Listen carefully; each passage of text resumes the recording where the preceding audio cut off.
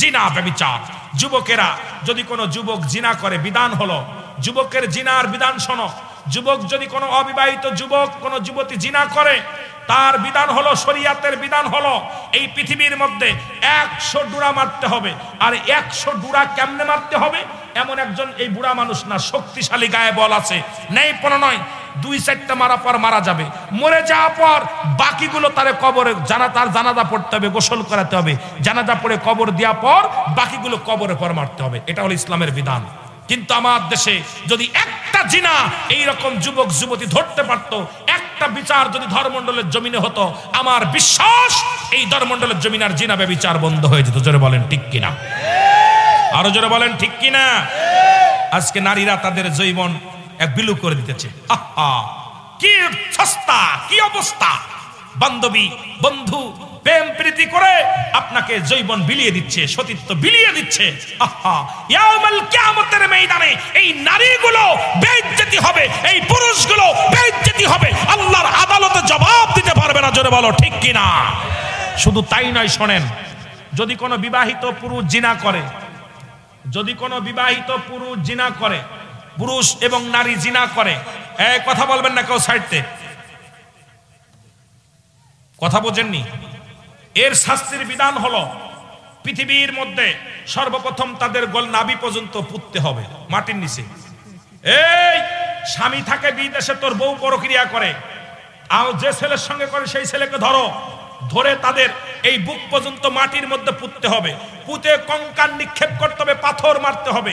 যতক্ষণ পর্যন্ত মৃত্যুবরণ করবে না ততক্ষণ পর্যন্ত মারা বন্ধ হবে না। যখন নিশ্চিত মনে করবা মরে গেছে, মরে যাওয়ার পর তাকে উঠাইতে হবে, ওই মাটি খুঁড়ে উঠাইতে হবে, উঠাইয়া রাস্তাঘাটে ফেলে দিতে হবে, তাদেরকে ফেলে দিতে হবে। কুকুর শিয়ালে খাবে। কোন জিনাকারী পুরুষ, জিনাকারী বিবাহিত পুরুষ নারী, তাদের শরীয়তের বিধানে জানাজা পড়া জায়েজ নাই, কবর দেয়া জায়েজ নাই, তাদেরকে কুকুর শিয়াল দিয়ে খাওয়াই দিতে হবে। একটা যদি গ্রামের মধ্যে খাওয়ানো যেত, আমার দেশে জিনা ব্যভিচার বন্ধ হয়ে যেত। জোরে বলেন ঠিক কিনা? কথা বোঝেন? কথা কি বুঝতেছেন?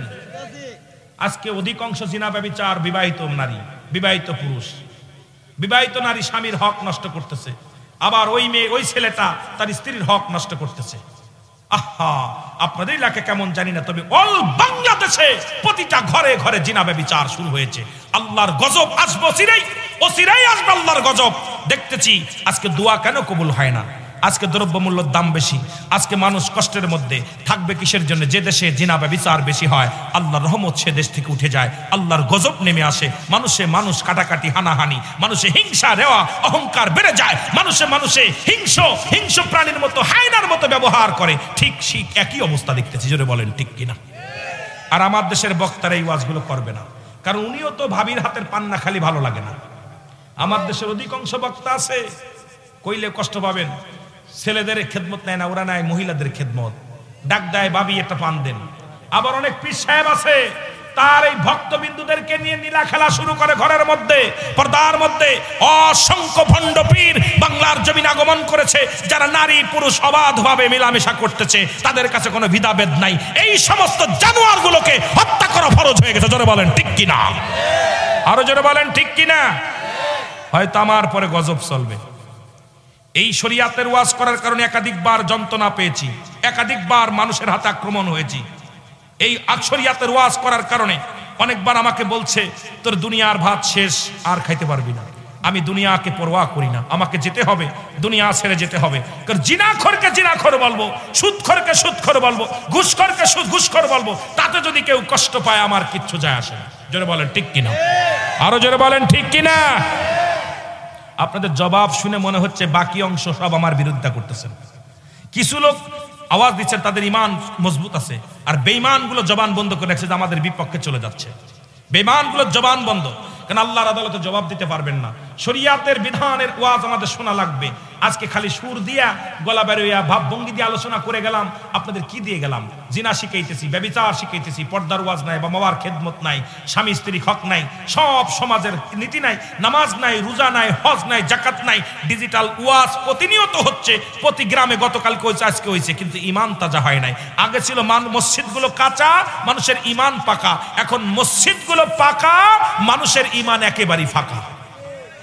জোরে বলেন ঠিক কিনা? ইমান আছে? কথা কন, ইমান আছে? ইমান শেষ, ইমান শেষ। আর এর জন্য দায়ী আমরা আলেমরা, এর জন্য দায়ী আমরা ইমাম সাহেবরা, এর জন্য দায়ী আমরা উলামায়ে কেরাম।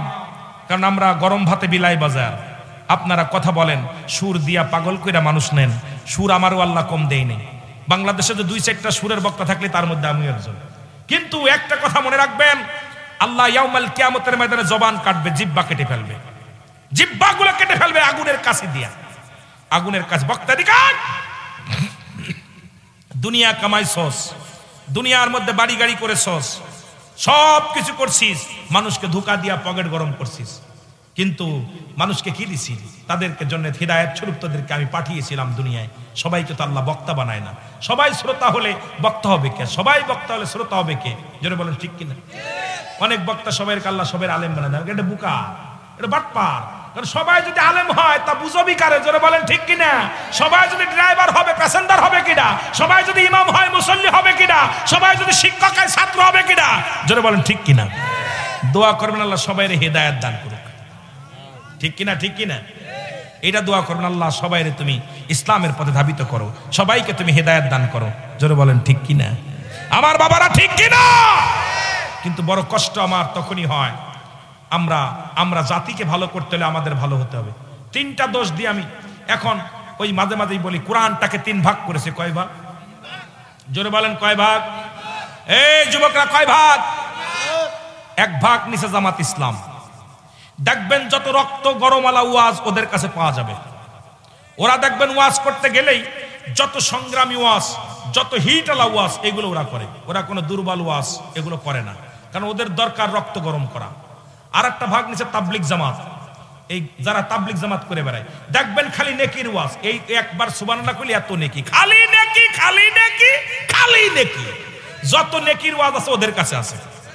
আর একটা ভাগ নিচে পীর মুর্শিদি, পীর যারা বাংলাদেশে পীর ব্যবসায়ী করে, ওরা দেখলো কত হাজার মুরিদ বাড়বে, ওরা যত আয়াত আছে পীর মুরিদি বাড়ার আয়াত, এইগুলো ওরা ব্যবহার করে। দেখবেন খালি মুরিদ বাড়ার ওয়াজ। যত মুরিদ বাড়বে কোন ভাবে? মুরিদের কাছে রাখা। ওকে আমার 10,000 মুরিদ, ওকে আমার 1 লাখ মুরিদ, ওকে আমার 50,000 মুরিদ, ওকে আমার 56,000 মুরিদ। কারণ মুরিদ গুনাগুনি হচ্ছে। কারণ এই 3টা ভাগ 3 জন নেছে।